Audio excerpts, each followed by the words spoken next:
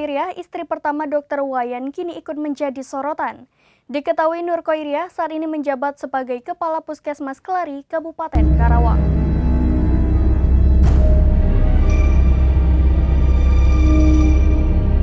Nama Nur Khoiriah, istri pertama Dr. Wayan, kini ikut menjadi sorotan.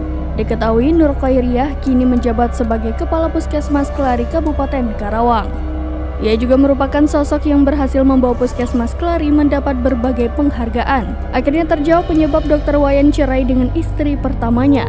Setelah cerai dengan istri pertama, Dr. Wayan kembali menikah dengan seorang wanita muda. Perpisahan dengan istri kedua ini disinyalir penyebab Dr. Wayan tinggal di rumah terbengkalai penuh sampah. Mantan asisten rumah tangga Dr. Wayan, Cici bercerita ia sudah bekerja sejak tahun 2010.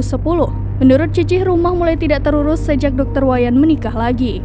Saat tinggal di rumah mewah Dr. Wayan yang kini menjadi kumuh itu, bidan Nur pun sempat ikut membuka praktek. Namun mereka bercerai 15 tahun yang lalu sekitar 2008 karena perbedaan agama. Nur Khoiriah kemudian menjabat sebagai Kepala UPTD Puskesmas Wonekerta, Kecamatan Teluk Jambe Barat, Kabupaten Karawang hingga tahun 2021. Lalu sejak November 2021, bidan Nur menjabat sebagai Kepala Puskesmas Kelari hingga saat ini.